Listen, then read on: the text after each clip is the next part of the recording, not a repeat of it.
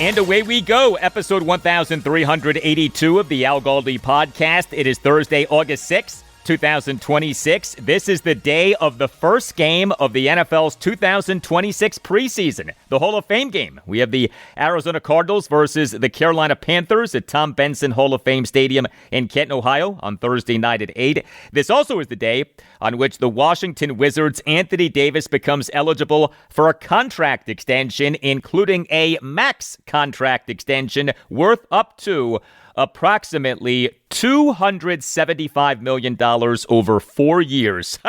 If you are a Wizards fan like me, do you want our team signing Anthony Davis to a 4-year, $275 million max contract extension, average annual value, AAV, of $68.75 million? No, thank you. Anthony Davis is oft injured. He's entering his age 33 season. He is a diminished asset. That's why the Wizards acquired him on the cheap when they traded for him this past February 5th, what was 2026 NBA trade deadline day. Now, I hope that he plays well for the Wizards. I am rooting for Anthony Davis, but I have yet to hear or read a single compelling argument for signing him to a max contract extension or some monster contract extension. Hello and welcome to this Thursday installment of the Al Galdi podcast. Well, speaking of a Washington, D.C. team signing a player entering his age 33 season, major Washington Commanders news on Wednesday afternoon reports that the team has agreed on a contract with unrestricted free agent receiver Stefon Diggs. The contract reportedly a 1-year deal worth up to $12 million. And Diggs essentially confirmed the news via a video that was posted on the X account for the University of Maryland football team. At Terps Football, the video was posted at 3:51 p.m. on Wednesday. Here's the audio. Stefon Diggs here. I'm here at the first practice, the first fall practice. They out here getting it in, man. Shout out to my Terps and go Commanders. Let's go.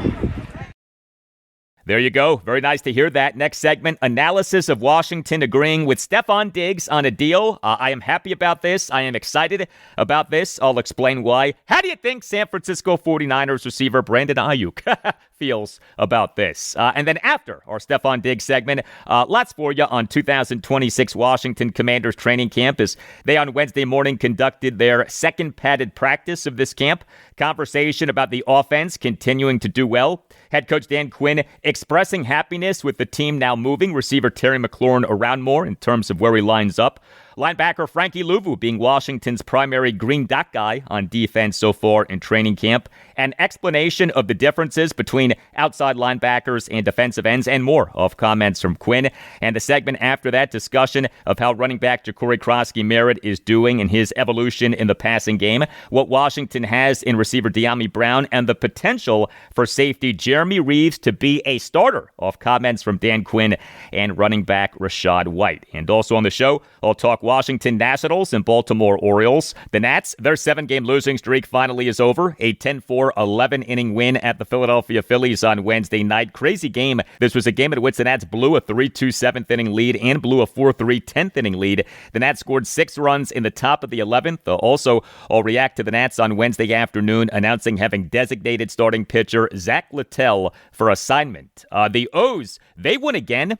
They now have won 14 of their last 21 games, a 5-2 win over the Los Angeles Angels at Oriole Park at Camden Yards on Wednesday evening. And believe it or not, the O's now are just a half game behind the Texas Rangers and Cleveland Guardians for the American League's third of 3 wildcard spots. You can hit me up on X at Al Galdi. You can email me the Al Galdi podcast at yahoo.com. You could reach me via writing a review of the podcast on Apple Podcasts. You can write about whatever you want, and I'll read what you write if you give the podcast a 5-star rating. Email from Tom Poindexter on our conversation on Monday's show, episode 1379, about Dan Quinn during his pre-practice press conference this past Saturday morning, essentially admitting that his style of defense has become antiquated and praising the progressive nature of Washington defensive coordinator Durante Jones's style of defense. Writes Tom, Al, I have to disagree with your take about it not being a good look that DQ admitted his defense was no longer good in just year 3. Why does the head coach's defense matter if he's the head coach? Perhaps he has a job because he is a good head coach. Did the Ravens care if John Harbaugh's special teams approach was good or not? And if in this case DQ is supposed to be using his defense, why have we had a DC while he has been coach? Maybe his defense doesn't work with the personnel here, and he's smart enough to adapt. Do you think Kyle and Sean haven't adapted their offenses? I just think you made too big of a deal of this on the pod on Monday. Thank you for the email, Tom.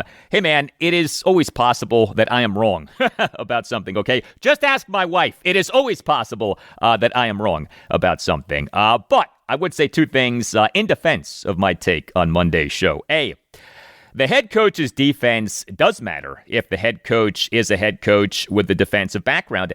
That's supposed to be his area of expertise. That's one of the big reasons he was hired. And specific to Dan Quinn, his initial defensive coordinator as Washington head coach Joe Witt Jr.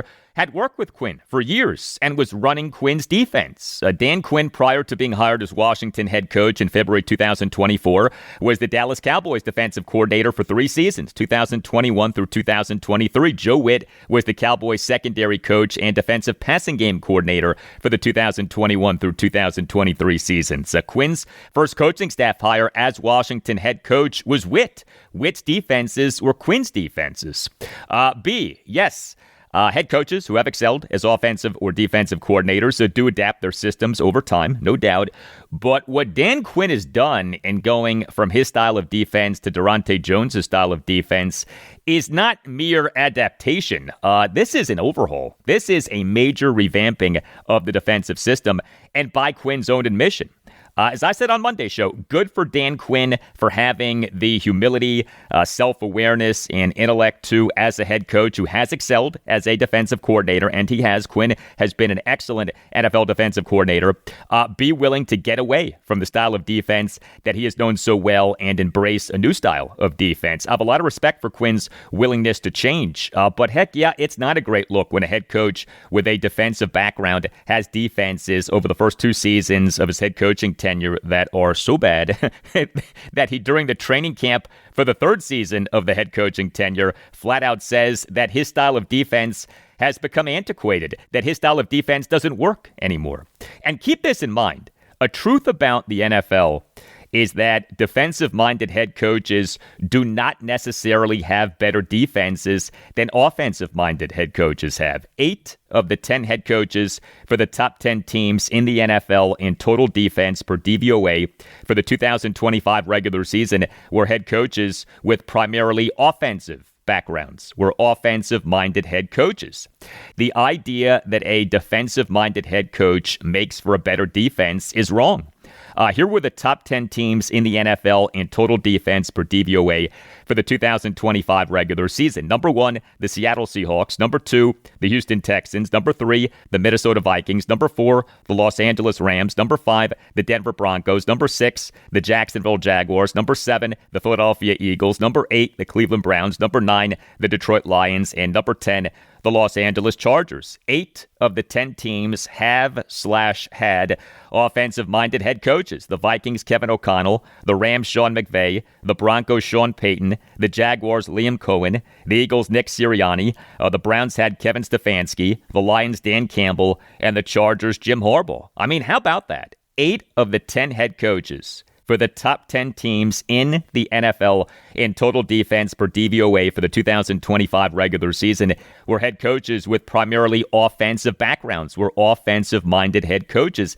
The idea that a defensive-minded head coach makes for a better defense is wrong. 2026 Washington Commanders training camp is underway. Football season is here. If you would like to grow your business or practice, consider advertising on this podcast. We're offering great deals in honor of the football season. Podcast advertising is very affordable and works. Put the power of the pod to work for you. Get your message out there to thousands of successful people in the Washington, D.C. area. Grow your business or practice. We'd love to have you on board. Email us to see what we can do for you. The email address is the Al Galdi Podcast at yahoo.com.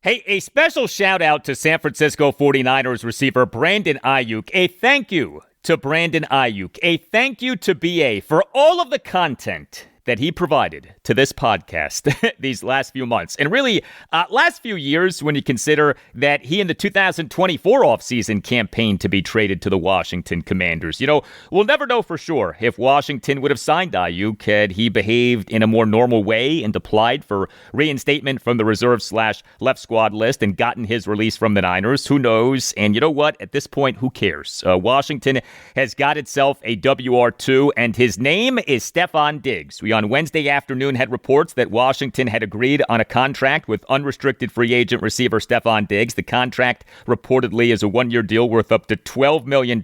So the expectation is that he'll sign the contract on Thursday or Friday, practice with the team on Friday morning, and then do a post-practice press conference on Friday morning. There is no media availability at 2026 Washington Commanders training camp on Thursday. We on the podcast had talked about the possibility of Washington signing Diggs plenty of times, including on episode 1329 via conversation with New England Patriots insider Mike Debate of SI.com. Mike was terrific. I am totally on board with Washington signing Diggs. A one-year contract is a low-risk contract. Washington has plenty of salary cap space, and Diggs is coming off a very good season. The 2026 season will be Diggs' age 33 season. He is an older receiver, no doubt, but he last season played at a high level. The New England Patriots on March 28th, 2025 announced having signed Stefon Diggs as an unrestricted free agent. Diggs had suffered a torn ACL in his right knee in October 2024 while playing for the Houston Texans, but he, for the Pats in the 2025 season, played in all 17 of their regular season games and in all 4 of the team's postseason games as the Pats won the AFC Championship. So he very much demonstrated that he is healthy, unlike Brandon Aiyuk, who has not played in an NFL game since suffering a torn ACL and torn MCL in his right knee while playing for the Niners in October 2024. Funny that Diggs and Aiyuk each suffered a seriously injured right knee in October 2024. And Stefon Diggs last season produced big time, especially from an advanced statistical perspective, a perspective that you know we love on this podcast. Stefon Diggs, in playing in all 17 of the Pats games in the 2025 regular season, had 85 receptions for 1,013 yards and 4 touchdowns on 102 targets and registered a receiving success rate of 68.6, the best of his NFL career. In fact, Diggs for the 2025 regular season was number 4 among all qualified pass catchers in the NFL per Pro Football Reference in receiving success rate. Diggs for the 2025 regular season per fantasy points data was number 3 among all NFL receivers, each with at least 270 routes run and expected points added, EPA, per route run at 0.187. Diggs for the 2025 regular season was number 6 among 81 qualified NFL receivers in overall grade per Pro Football Focus at 87.5. Diggs in the 2025 regular season had just 2 drops per PFF. So much to like with what Diggs did last season. Now, Stefon Diggs is not the outside receiver he was during his peak seasons with the Minnesota Vikings and Buffalo Bills. Diggs, in the 2025 regular season per data on RotoWire, lined up in the slot on 300 plays, lined up on the outside on 285 plays, and lined up tight on 11 plays. So he last season was more of a slot receiver than an outside receiver. For all of the talk about Washington needing another outside receiver, well, Diggs isn't necessarily that guy. He does not have the vertical juice that he once had. But what he does have is extreme savvy in terms of his route running, which is a big part of why he was so effective out of the slot last season. And he has tremendous hands, like the literal act of catching the football. Diggs is so good at that. As mentioned, he in the 2025 regular season had just 2 drops per PFF. Of course, Stefon Diggs is a local. He went to Our Lady of Good Counsel High School in Olney, Maryland, and then went to the University of Maryland, played for the Terrapins for the 2012 through 2014 seasons, was taken by the Minnesota Vikings in the 5th round of the 2015 NFL Draft. Now, there are concerns with Stefon Diggs. One concern is the age. He's entering his age 33 season. Receivers usually do not age well. Diggs does appear to be aging well, but you never know when a receiver in his 30s will fall off dramatically. Another concern is that Diggs now has bounced around a bunch in recent seasons. We know that he can be feisty. We know that he can wear out his welcome. I'm sure that Washington general manager Adam Peters did extreme due diligence on Diggs, but bottom line, Washington Washington is Diggs' fourth team in 4 seasons. He played for the Minnesota Vikings for the 2015 through 2019 seasons, played for the Buffalo Bills for the 2020 through 2023 seasons, played for the Houston Texans in the 2024 season, and played for the New England Patriots in the 2025 season. A lot of teams for Stefon Diggs in recent seasons. And then a third concern with Diggs is the fact that there with Diggs has been, shall we say, a lot of stuff. And it's hard to know what to make of all of this stuff. It was around Memorial Day weekend 2025 that a video of Diggs holding what appeared to be a pink substance while on a boat with a number of women went viral. We never found out what the pink substance was. Pat's head coach, Mike Vrabel, who has his own problems, he at the time said that the team would address the matter internally. Diggs never got punished or got in any legal trouble or anything like that. Diggs this past May 5th was found not guilty of felony strangulation and misdemeanor assault and battery in a 2-day trial regarding a December 2025 incident with his former personal chef. And we this past June 12th had reports that Diggs would not receive any discipline via the NFL's personal conduct policy regarding the alleged incident. Diggs in November 2025 sued a man named Christopher Griffith for falsely claiming that Diggs had drugged and sexually assaulted Griffith, who filed a counterclaim alleging that Diggs did indeed sexually assault Griffith in May 2023. Diggs has denied the accusation. Also, a man named Nigel King, he this past February filed a lawsuit in which he claimed that Diggs falsely claimed that King stole Diggs' Ferrari and had his friends attack King.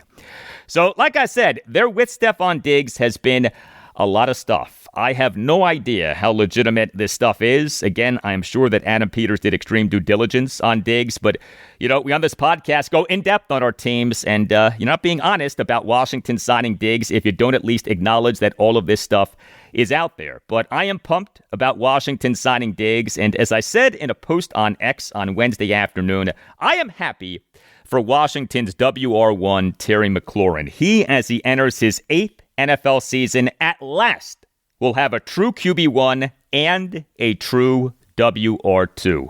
Think about that. Terry McLaurin over his first 7 NFL seasons, 2019 through 2025, off being taken by the Redskins in the 3rd round of the 2019 NFL Draft out of Ohio State, never had a true QB1 and a true WR2. But now this sets up to be the case. Jaden Daniels, the QB1, Stefon Diggs, the WR2. McLaurin and Diggs, to me, give Washington its best WR1, WR2 combo since Pierre Garçon and Deshaun Jackson over the 2014 through 2016 seasons. Washington agreeing on a contract with Stefon Diggs, major topic on ESPN's NFL Live on Wednesday afternoon. We on the show got this from host Laura Rutledge, ESPN NFL analysts Andrew Hawkins and Booger McFarland, and ESPN NFL insider Adam Schefter, starting with Rutledge on Diggs.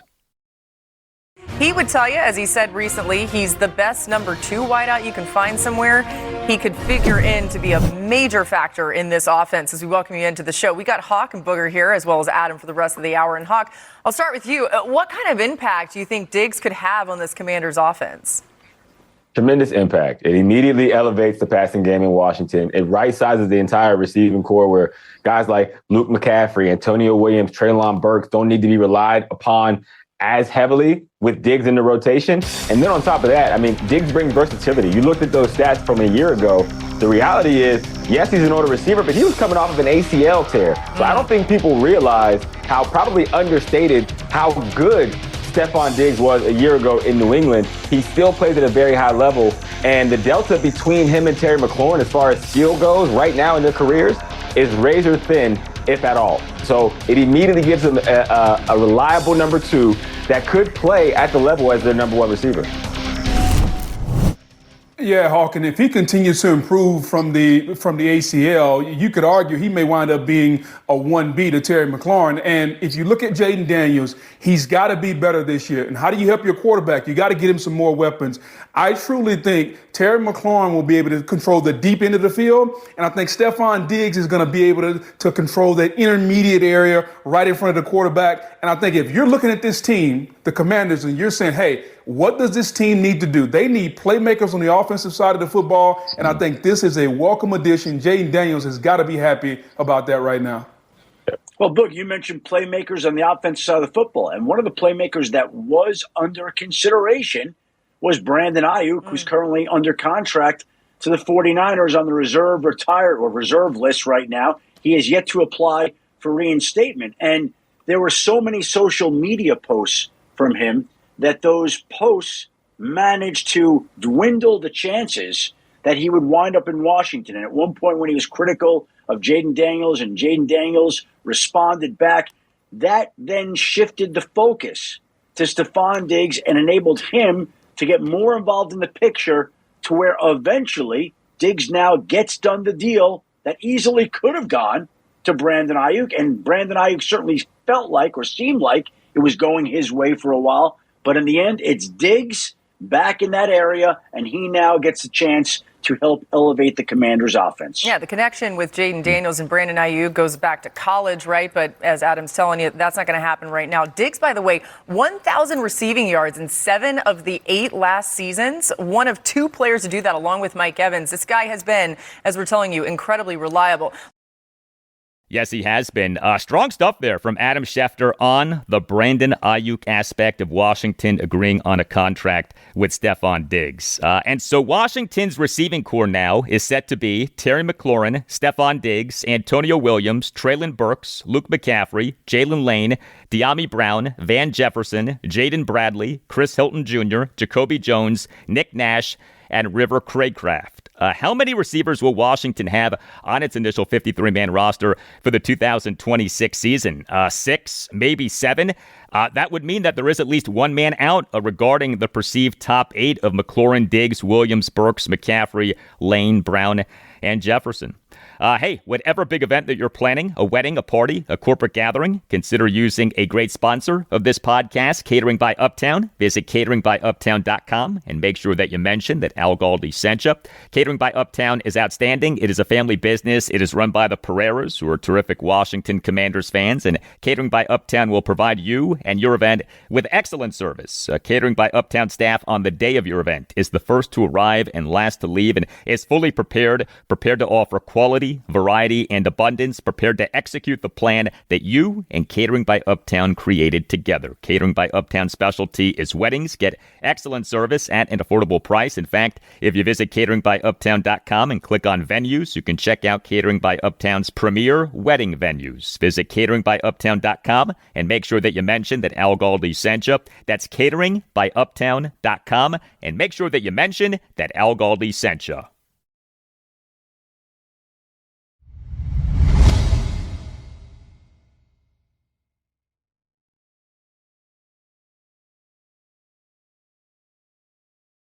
We on Wednesday morning had the second padded practice of 2026 Washington Commanders training camp, for which the first padded practice was this past Monday morning. Now, among those not practicing for Washington on Tuesday morning were left tackle Laramie Tunsil and right guard Samuel Cosmi. Each was given a recovery day off the padded practice on Monday morning, but each did practice on Wednesday morning. Not practicing on Wednesday morning was defensive end Drake Jackson. He did not practice for a second consecutive day, this due to illness. Also, outside linebacker Calebon Chason and cornerback Amik Robertson did not practice on Wednesday morning. No word why, but each may have been given a recovery day, a la Tunsil and Cosmi on Tuesday morning. We now have had 6 full practices at 2026 Washington Commanders training camp. Wednesday morning, July 29th, Thursday morning, July 30th, Saturday morning, August 1st, Monday morning, August 3rd. That was a padded practice. Tuesday morning, August 4th, and Wednesday morning, August 5th, another padded practice.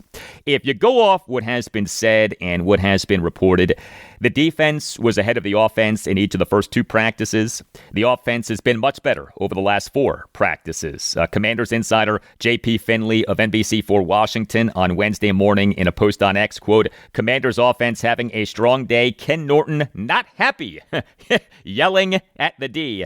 End quote. Ken Norton Jr. is Washington's linebackers coach. Head coach Dan Quinn, he did a pre-practice press conference on Wednesday morning. During that presser, had this exchange. The first couple days, both Terry and Jaden kind of insinuated that the defense execution-wise was a little bit ahead of the offense. It seems the last couple of days the offense has kind of caught up to that point. What would you chalk up to kind of that increase in execution on the offensive side? Yeah, and I definitely want to see both sides of that. In the competitions, the defense won. Like yesterday, I thought the offense started slowly. We had a 2-minute at the end of the half competition, then defense won that in all 3 phases, and then they came back in the third down period and the offense won that. So I love the back and forth of that, but each day we should grow a little stronger, a little more comfortable doing the things again, and so being in more sync. So there's nothing like really improving out on the field. There's meetings and video and what we're going to do, but that is the proving grounds, and those two specifically have a really good connection, and being able to put Terry in different locations has been big for us. Interesting to hear that from Dan Quinn regarding receiver Terry McLaurin. Quote, being able to put Terry in different locations has been big for us, end quote. So this to me is an example of what might seem like an, oh, by the way, not that important comment from Dan Quinn actually being quite significant. Dan Quinn, if you listen closely to his press conferences, gives us stuff. Quote, being able to put Terry in different locations has been big for us, end quote. What that pretty clearly is about is the new offensive coordinator, David Blau, doing a lot more of what the team's previous offensive coordinator, Cliff Kingsbury, did not do much of, move Terry McLaurin around. A criticism of the offense of Cliff Kingsbury as Washington offensive coordinator over the last 2 seasons, and even going back to Kingsbury's time as Arizona Cardinals head coach, is that he doesn't move receivers around enough. And consider this, McLaurin last regular season per data on RotoWire lined up on the left side of the alignment on 341 out of 430 plays, 79.3%.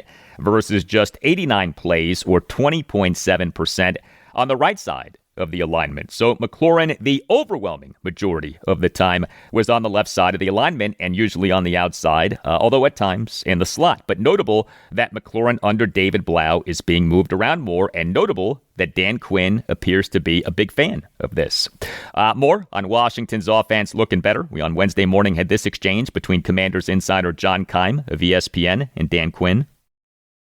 With the offense, what changes have you seen or growth have you seen in the offense now that you're a week into camp and just learning that new offense? Where are they at with everything?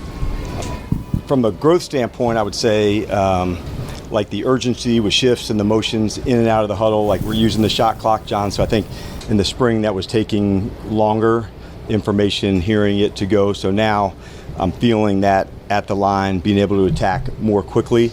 I'm certainly seeing quarterback-wise, receiver-wise, on the same page, route depths, concepts, different looks. So those are a few things that come to mind.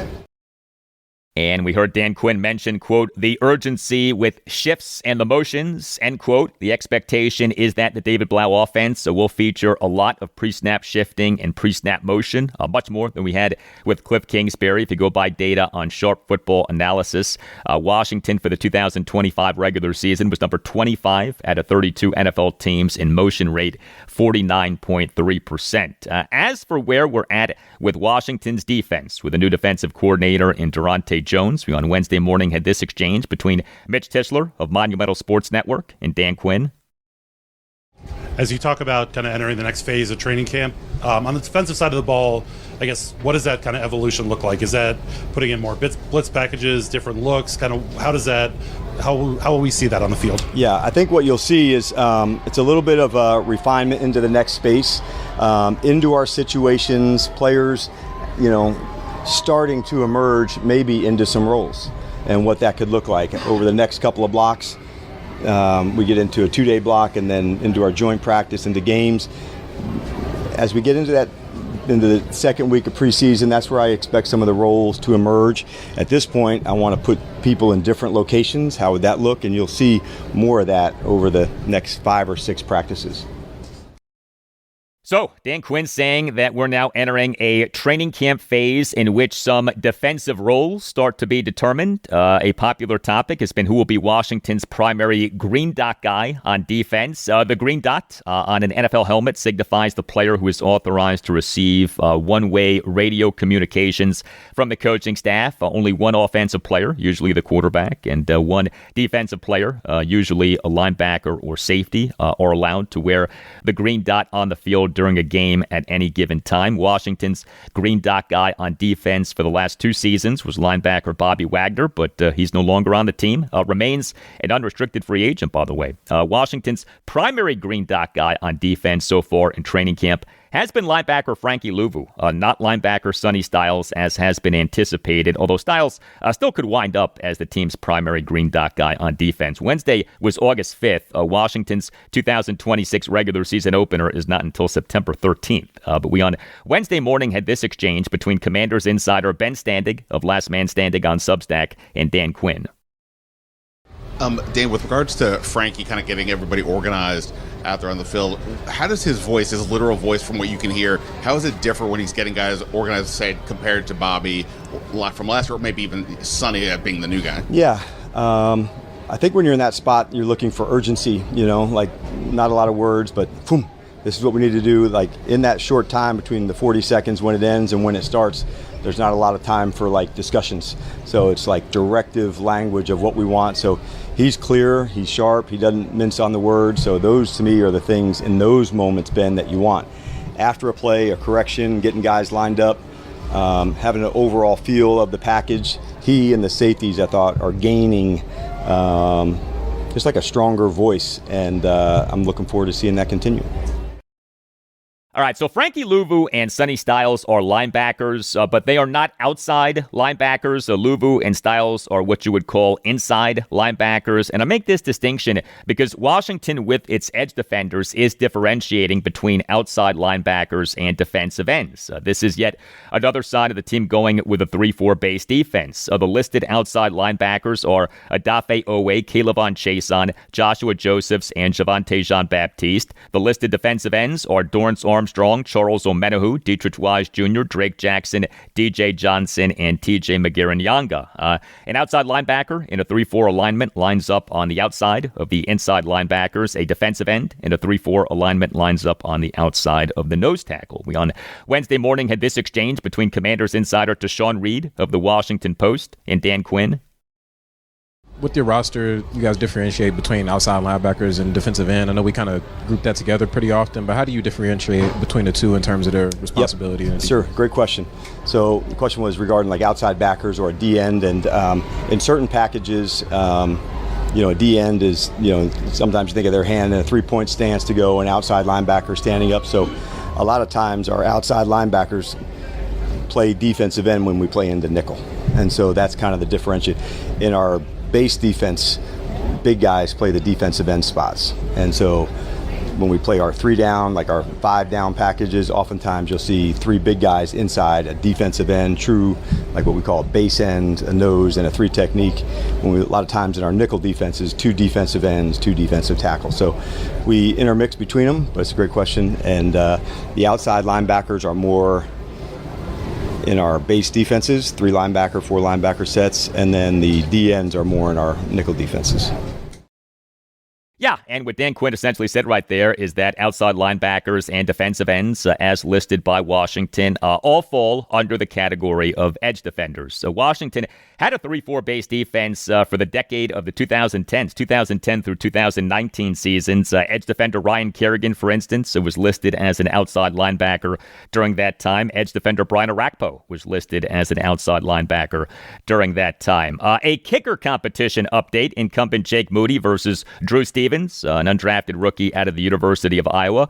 Grant Paulson of 106.7 The Fan on Wednesday morning in a post on X, quote, "There were no field goal attempts in today's practice. Current cap totals: Jake Moody, 19 of 22, long of 55. Drew Stevens, 20 of 22, long of 56, end quote. A tight competition, Moody versus Stevens. We on Wednesday morning had this exchange between Lake Lewis Jr. of 106.1 ESPN Richmond and Dan Quinn. As far as the kicking competition, what else are you guys looking for? Obviously, you want them to make their field goals, but are you looking for like ball placement on kickoffs and things like that? It's I would say it's part of it, but not the top of it. And so, like you saw a lot of kickoff yesterday, you'll see some more of that as we get into next week. Today, we're back into punt. But yes, that's a part of it, but the field goals and the placements, that's top of the pile. Yeah, that right there was Dan Quinn telling us that this kicker competition is mostly about the field goals, as it should be.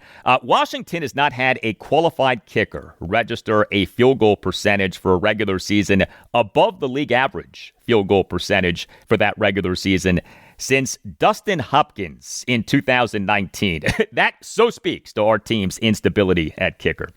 Great time of year as we are in the heart of summer. Whatever you're up to this summer, Quince has you covered with great clothing. Go to quince.com/Galdi for free shipping on your order and 365-day returns. Quince focuses on well-made essentials that naturally become those everyday staples that you actually live in all season long, like the shorts that I got from Quince, sand dune colored cotton chino drawstring shorts. They look and feel great. They go with just about anything. They are the workhorse of the Goldie Shorts rotation for the summer of 2026. Clothes from Quince are the summer upgrade that your rotation needs. Quince's 100% European linen pants and shirts are breathable and are easy to throw on, starting at just $34. Quince's tees are soft enough to live in all day, and the lightweight cotton sweaters are exactly what you want when summer nights cool down. And everything at Quince is priced 50 to 80% less than similar brands. Quince works directly with ethical factories and cuts out the middlemen, so you're paying for exceptional quality, not brand markup. Make your summer wardrobe easier. Go to quince.com/Galdi for free shipping on your order and 365-day returns. Now available in Canada too. That's QUINCE.com/Galdi. Free shipping and 365-day returns. Quince.com/Galdi. Life insurance. You and your family hopefully never need it, but not having it can make a tragic situation even worse. We have a family friend who lost her husband to cancer. Him not having life insurance made the ensuing years even more difficult. Well, Ethos makes getting life insurance fast and easy, 100% online. You can get a quote in seconds, apply in minutes, and get same-day coverage. There's no medical exam. You'll just answer a few simple health questions. You can get up to $3 million in coverage. Some policies are as low as $30 a month. You'll get your lowest rate from Ethos's network of trusted carriers. And know this, Ethos has a rating of 4.8 out of 5 stars on Trustpilot with over 4,000 reviews. Take 10 minutes today to get covered with life insurance through Ethos. Get your free quote at ethos.com/AlGaldi. That's ethos.com/AlGaldi. Ethos.com/AlGaldi. Application times may vary. Rates may vary. Trustpilot rating as of June 1st, 2025. Hi, Ryan Reynolds here for Mint Mobile. Are you looking for a beach read this summer? May I suggest your big wireless bill? It's got suspense, mystery, a slightly flat, emotional arc, and a shocking twist where you realize you've been overpaying the entire time. Fortunately, though, Mint's story is better. Every plan, $15 a month, even unlimited. That's it. Happy ending. Zero tears. Give it a try at mintmobile.com/switch. Upfront payment of $45 for 3 months, $90 for 6 months, or $180 for 12-month plan required. $15 per month equivalent. Taxes and fees extra. Initial plan term only. Greater than 50 gigabytes may slow when network is busy. See terms.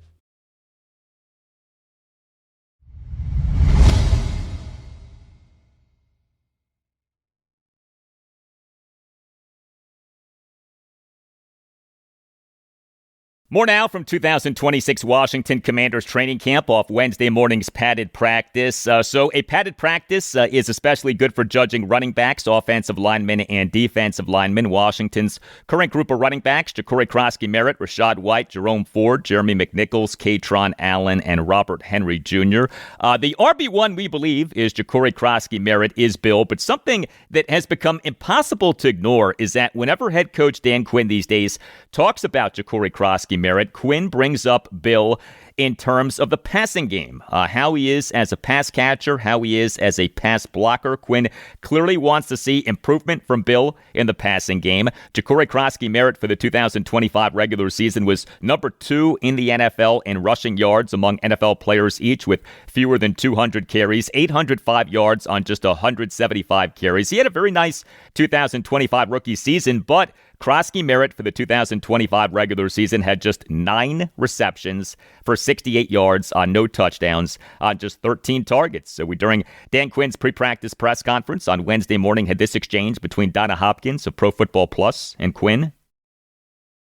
As far as Bill right now going into, the second week, what are you seeing from him as far as catching out the backfield and then just the way he's running right now? Yeah, the running style is always something I think that is strong with him. But to see him catch it out of the backfield, he had, 2 yesterday into that spot. And so to me, those are ones that, okay, that's part of the game that we've been talking about. And so to see that part of his game develop, that's a big deal. He's in excellent shape. He's got his stuff. He's always a prove it, I want to show you. And so when he's taking his moments, he's taking advantage of them. Yeah, Dan Quinn wants improvement from Bill in the passing game. Washington this past March in signing Rachaad White as an unrestricted free agent got a back who has done very well as a pass catcher. Rachaad White has ranked in the top 15 among all qualified NFL pass catchers per Pro Football Reference in yards after catch, yak per reception for each of the last 3 regular seasons, 2023 through 2025. White, per Sport Radar, had 0 drops in the 2024 regular season and 0 drops in the 2025 regular season. White has the reputation for being really good in pass protection, a lot that Jacory Croskey-Merritt can learn from Rachaad White. Rachaad White did a post-practice press conference on Wednesday morning. During that presser, had this exchange between senior writer Zach Selby of Commanders.com and White. There's a lot of different skill set in that running back room. Like, how do you think all of you kind of complement off each other and kind of build that room to be what it could be? Yeah, the thing about it is, I think it's huge on having been able to complement each other. We all having everybody in the league got different run styles, different way of mechanics of how they move and things like that. So I think just different flows, different things. I think the guys in the room do a lot of great things on the aspect of working on their game. So, for example, Bill did a lot of things he felt for himself to work on his pass game, catch the ball very well. He worked on his routes and he run routes out of the backfield and stuff like that, and just believing in himself. I think we all in the room can do a lot of good things. So it's just cool to have everybody in there and competing against one another. So Rachaad White mentioning that Jacory Croskey-Merritt has been working on his passing game a good bit. High praise from Dan Quinn on Wednesday morning for receiver Dyami Brown. We on Wednesday morning had this exchange with Dan Quinn. What went into the decision to bring Dyami back, and what have you seen from him so far? Yeah, he has been Dyami Brown has been a fantastic addition, honestly, for us. We love the impact that he made, during our team here in 24, and so. To have him back, there's I don't know if a renewal is the right word, but just from the beginning of the offseason, time with the coaches here, he has made an excellent impact on us. We're working him at X receiver, we're Terry, and we move him around some. Some of the experience that he had in Jacksonville has some similar concepts, so there's some carryover for him from his time there. But it's really cool to have him here. Dan Quinn, lots of nice things to say about Dyami Brown. As you may recall, Quinn on June 16th during a pre-practice press conference during Washington's mandatory minicamp was asked which receivers aside from the WR1, Terry McLaurin, had especially stood out during the offseason program, and Quinn immediately mentioned Van Jefferson and Dyami Brown, and Quinn highlighted those guys at the end of the answer as well. Washington this past March 19th announced having signed Brown as an unrestricted free agent. The contract per overthecap.com and spottrack.com is a nothing contract, a 1-year, $1.75 million deal with $250,000 fully guaranteed at signing. He's entering just his age 27 season. He, of course, spent his first 4 NFL seasons with Washington, which took him in the 3rd round of the 2021 NFL Draft out of the University of North Carolina. Brown, over his first 3 NFL regular seasons, did not do much, a total just 29 receptions. Brown in the 2024 regular season played in 16 of Washington's 17 games and had 30 receptions for 308 yards and a touchdown on 40 targets. And he and the team going 2-1 in the postseason for the 2024 season was productive. Brown in March 2025 signed a 1-year contract with the Jacksonville Jaguars as an unrestricted free agent. That contract per overthecap.com and spottrack.com, a 1-year, $10 million deal. So he got paid. But Brown in the 2025 regular season, in playing in 14 of the Jags' 17 games, had just 20 receptions for 227 yards and a touchdown on 37 targets. And in a big-time indictment, he, for the Jags' 27-24 home loss to the Buffalo Bills this past January 11th in the divisional round of the NFL playoffs, was a healthy inactive. His one season with the Jags did not go well. Truth be told, Dyami Brown's only really impressive stretch as an NFL player has been in the postseason for the 2024 season. So I am tempering my expectations for Dyami Brown, but it does stand out that Dan Quinn over these last few months has praised Brown a good bit. Dyami Brown in Washington going 2-1 in the postseason for the 2024 season. 3 games, 14 receptions for 229 yards and a touchdown on 18 targets, receiving success rate of 61.1%, although he did have 2 fumbles and did have what you could consider a drop. Also drawing praise from Dan Quinn on Wednesday morning was safety Jeremy Reaves, who appears to very much be in contention to be a starter. Now, if you've been a Washington fan for a while, you know that coaches praising Jeremy Reaves is nothing new. Coaches love this guy, and for good reason. Jeremy Reaves, his story is outstanding. Washington, this past March 19th, announced having signed Reaves to a contract extension. The extension per overthecap.com and spottrack.com, a 1-year, $3.5 million extension that keeps Reaves under contract through the 2027 season. He's going into his age 30 season. He entered the NFL as an undrafted free agent out of South Alabama with the Philadelphia Eagles in April 2018. The Washington Redskins signed Reaves to their practice squad in September 2018, promoted him to their active roster in December 2018. He, over the years, has been released by Washington and practice squatted by Washington a bunch. But the bottom line is that the 2026 season will be his 9th season with Washington, 2018 through 2026, and he has been a stud on special teams, including for the 2022 regular season being named to the Associated Press's All-Pro First Team as its special teamer. We on Wednesday morning had this exchange with Dan Quinn. Coach, Adam Epstein, 910 The Fan. Jeremy Reaves has been with you and played different positions. What have you seen from him at safety and how he's improved? Yeah, Adam, his communication skills are elite as a ball player, as a teammate, on the field and off. So much of what we're doing kind of goes through our communication hub at linebackers and safety. So seeing he and Frankie and others, what do we want to get to? What would that look be? He's an initiator of so many good things about how we talk through. He sets incredible standards, for effort and speed. And so we could use a hell of a lot more of Jeremy Reaves. He's just a remarkable teammate, player. And so, he's definitely making his presence felt.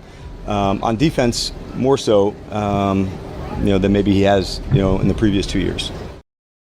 Well, big-time praise from Dan Quinn for Jeremy Reaves. Washington's current group of safeties, Nick Cross, Will Harris, Quan Martin, Jeremy Reaves, Percy Butler, Tyler Owens, Quantrez Knight, Robert McDaniel, and Malik Spencer. A big wild card in that group is Quan Martin. Washington took Quan Martin in the second round of the 2023 NFL Draft out of the University of Illinois. He's coming off a nightmare of a 2025 season. He and Washington's regular season-ending 24-17 win at the Eagles this past January 4th played on just 9% of Washington's defensive snaps. Martin in the 2025 regular season had gotten benched in previous games, but he in that win at the Eagles got buried on the bench. We on Wednesday morning had this exchange between Commanders insider Ben Standig of Last Man Standing on Substack and Dan Quinn, and then you'll hear a follow-up exchange between Commanders insider Nikki Javala of The Athletic and Quinn. Asking about the safeties, how do you think with Quan and Will Harris, guys that were starting a lot last year, how are they adjusting to what's happening? How do you kind of see their roles going forward? I think it's early, and we've got a lot to prove at that spot. That's a talented position group for us, and so it may not be just two.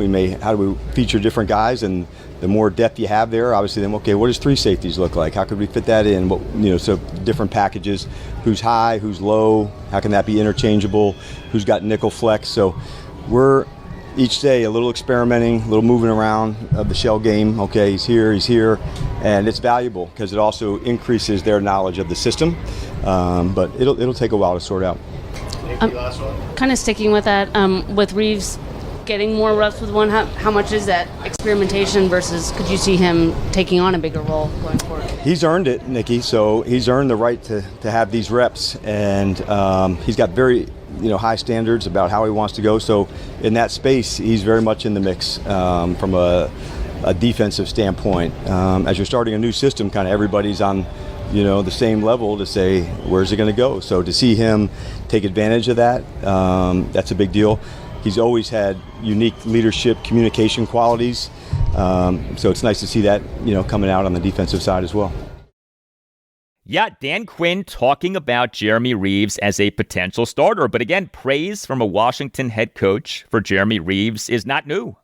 Reaves with Washington has played for Jay Gruden, Ron Rivera, and Dan Quinn as head coaches. All have had very nice things to say about Reaves.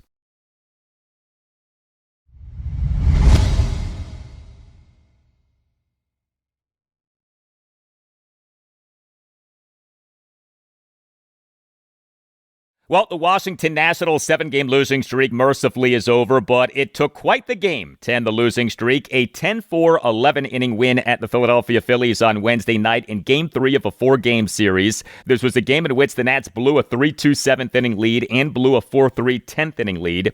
The Nats scored 6 runs in the top of the 11th. The start of the game was delayed for 25 minutes due to rain. The game lasted for 3 hours and 40 minutes. A long night, but ultimately a win. The Nats in MLB's 2026 regular season now are 56-60 with a run differential of plus 14. The Nats during their 7-game losing streak totaled a mere 16 runs. The Nats on Wednesday night scored 10 runs. The Nats were back to being very good offensively. 10 runs, 10 hits, which were a home run, a triple, 2 doubles, and 6 singles, 8 walks, 5 for 17 with runners in scoring position. But the highlight of the night, by far, was the Nats in their 6th-run 11th, having starting pitcher Miles Mikolas in his age 37 season pinch hit because the Nats had used all of their reserve position players and had subbed out the DH, but Mikolas put down a great RBI sac bunt to score C.J. Abrams from third base for a 7-4 Nats lead. What a moment that was. Speaking of C.J. Abrams, he is the Nats starting shortstop and number 1 batter, went 3 for 5 with a 2-run triple, an RBI single, another single, a hit by pitch, and a stolen base. Abrams in the Nats 2-run 7th had a 2-out opposite field RBI single through the left side of the infield for a 3-2 Nats lead. Abrams in the Nats 6-run 11th had a 2-run triple to center field for a 6-4 Nats lead. Philly center fielder Derek Hill crashed into the outfield wall, ended up leaving the game. Scary moment. But I'll say this, Abrams should have had an inside-the-park home run. Abrams admired the hit while slowly jogging to first base. He otherwise would have had an inside-the-park home run. Abrams does this. He too often admires well-hit balls that do not end up being home runs, but he is having a tremendous season. C.J. Abrams for this regular season now has an OPS of 921. The Nats home run was by Brady House. He came into the game to pinch hit and play third base, went 1 for 4 with a solo homer. House in the Nats 2-run 7th had a pinch 2-out opposite field solo homer to right field to tie the game at 2. The homer went a projected 404 feet per StatCast. Came off left-handed Phillies reliever Brooks Raley as House continues to just destroy lefties. Brady House for this regular season now has an OPS of 1,009 versus left-handed pitching and an OPS of just 538 versus right-handed pitching. And Andres Chaparro, he came off the bench to pinch hit, DH, and play first base. He went 1 for 3 with a 2-run double. Chaparro in the Nats 6-run 11th had a 1-out, bases loaded, 2-run double into left field on a 1-2 pitch for a 9-4 Nats lead. Andres Chaparro for this regular season at the major league level now has an OPS of 814.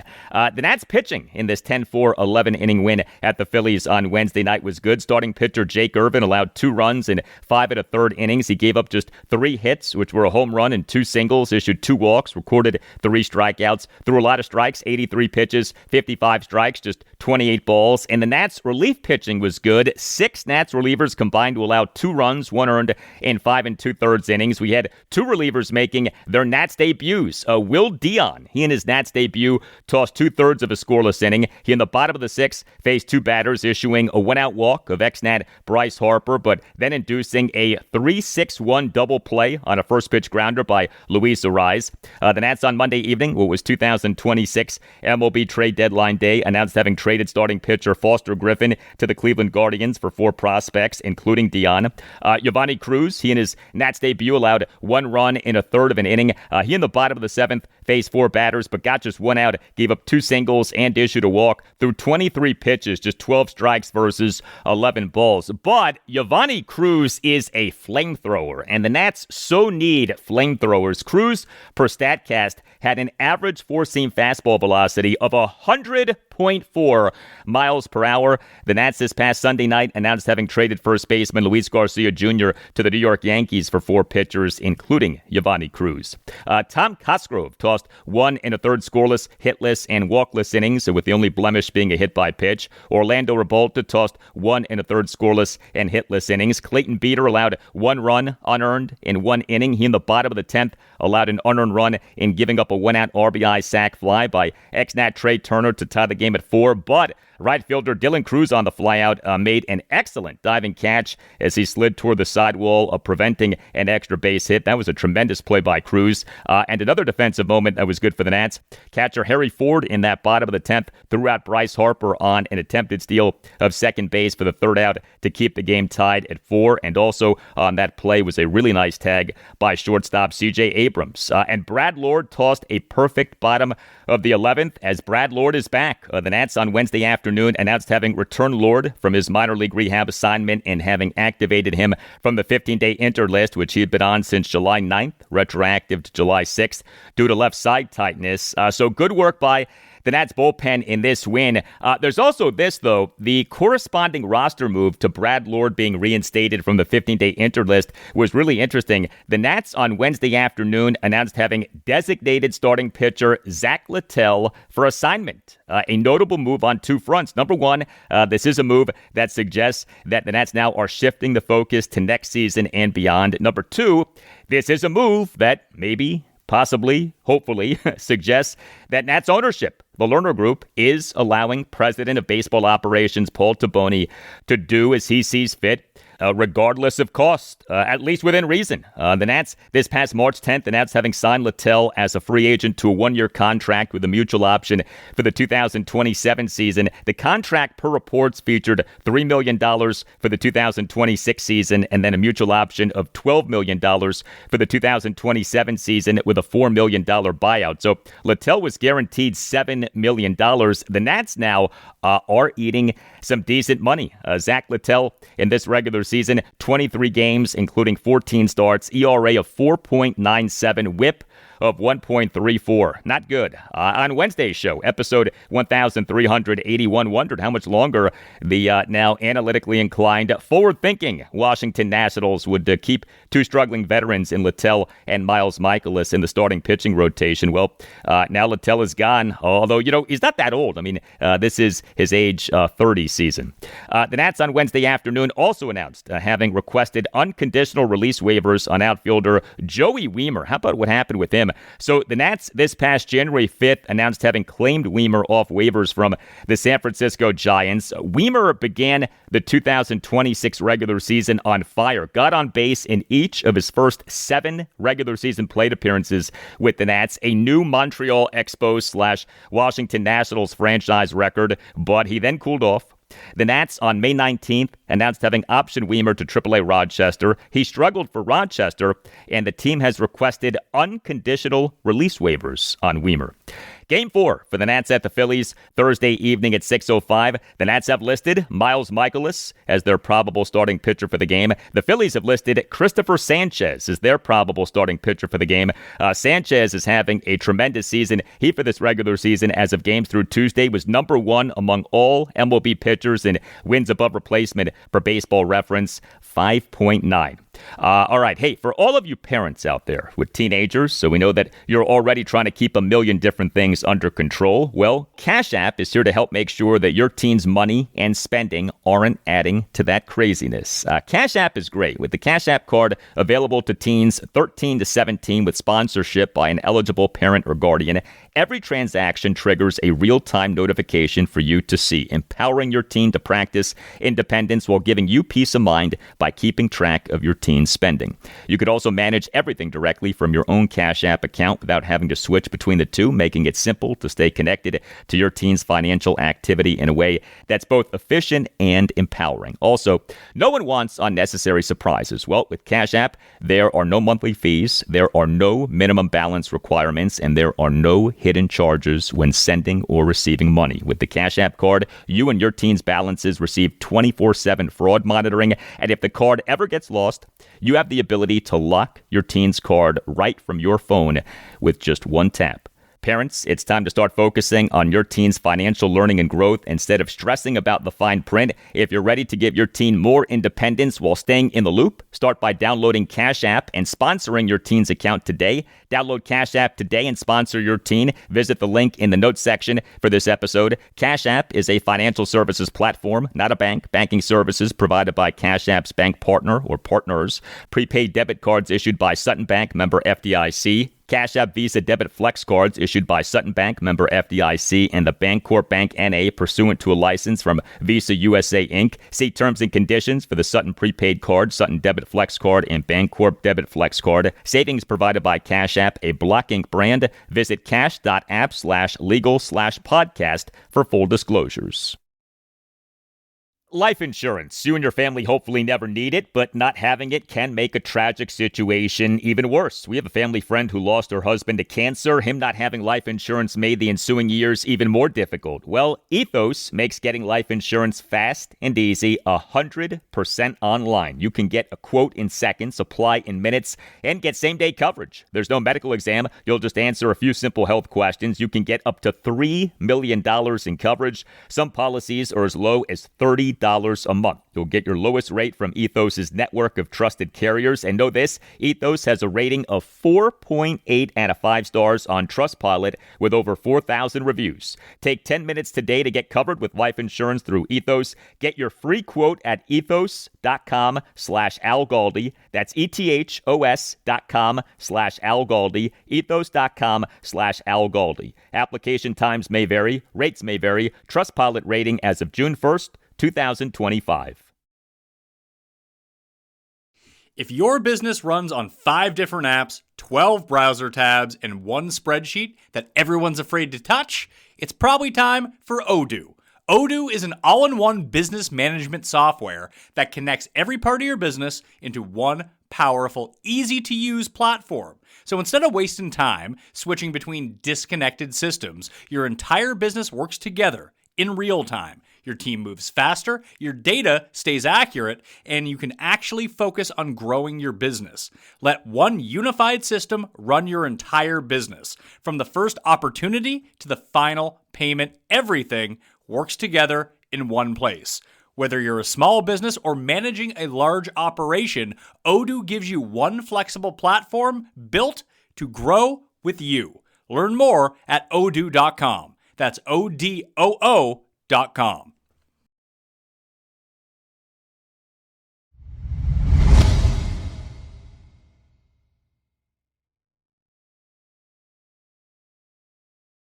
The Baltimore Orioles, despite all of their problems, despite all of their flaws, despite having been aggressive sellers regarding the 2026 MLB trade deadline, which was this past Monday at 6 p.m. Eastern, the O's, despite all of that, now are 14-7 over their last 21 games.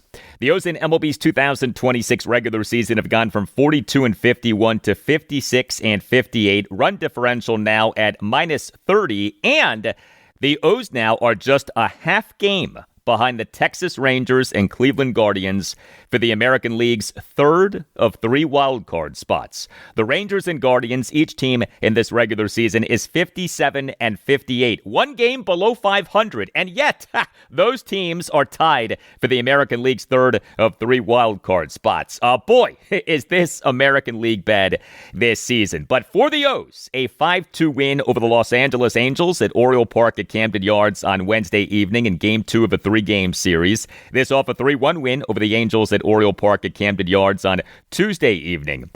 The Angels are a really bad team. They, for this regular season now, are an American League worst 43 and 71 with a run differential of -79. But still, the O's in this series are taking care of business, and they very much remain in postseason contention. The O's in this 5-2 win over the Angels at Oriole Park at Camden Yards on Wednesday evening scored 5 runs on just 6 hits and 2 walks, and despite striking out 12 times, but 4 of the hits were extra base hits, as the O's had 3 home runs, a double, and 2 singles, so the O's went 1 for 3 with runners in scoring position. Tyler O'Neill, he is the Orioles starting right fielder and number 4 batter, went 1 for 3 with a 2-run homer. O'Neill in the Orioles' 3-run fourth had a 1-out 2-run homer to left field for a 2-0 Orioles lead. The homer went a projected 426 feet per Statcast.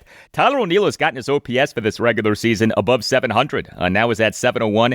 He has 9 home runs in 208 plate appearances. Kobe Mayo, he is the Orioles starting DH and number 5 batter, went 2 for 4 with a solo homer and a single. Mayo in the Orioles' 3-run fourth had a 1-out solo homer to left field for a 3-0 Orioles lead. The homer went a projected 436 feet per Statcast and came off left-handed Angels starting pitcher Reed Detmers as Mayo's domination of left-handed pitching continues. Kobe Mayo for this regular season now has an OPS of 1,073 versus left-handed pitching and an OPS of just 510 versus right-handed pitching.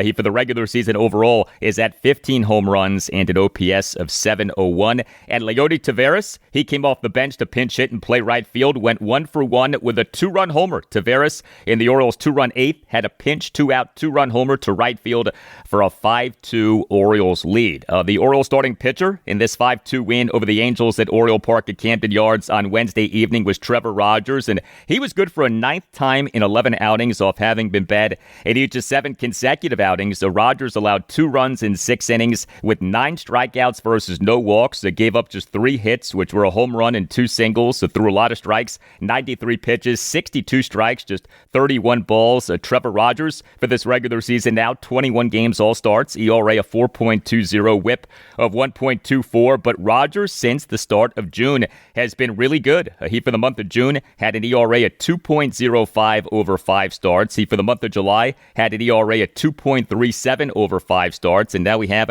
what he did on Wednesday evening. And the Orioles relief pitching in this 5-2 win over the Angels at Oriole Park at Camden Yards on Wednesday evening was good. 4 Orioles relievers combined for 3 scoreless innings. Alex Hoppe, in his Orioles debut, officially tossed 2/3 of a scoreless inning. He in the top of the 7th faced 3 batters and got 2 outs, although he did give up a 2-out RBI single. The O's this past Monday afternoon, what was 2026 MLB trade deadline day, announced having traded outfielder Taylor Ward to the Seattle Mariners for 3 pitchers, including Hoppe.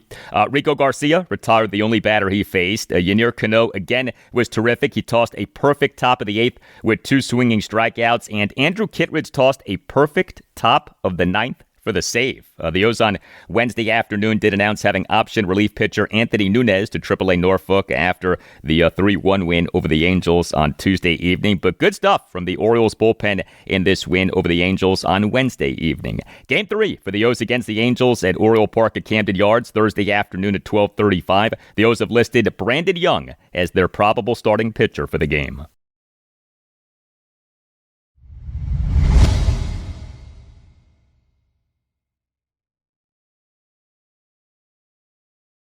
And that'll do it for you and me for now, but there's more to come. Friday's show, episode 1383. We'll have much more on the Washington Commanders. Also on Friday's show, I'll talk Washington Nationals and Baltimore Orioles. The Nats are at the Philadelphia Phillies Thursday evening at 6:05 for Game 4 of a 4-game series. The O's are home to the Los Angeles Angels Thursday afternoon at 12:35 for Game 3 of a 3-game series. Have a great rest of your Thursday, and I'll talk to you on Friday.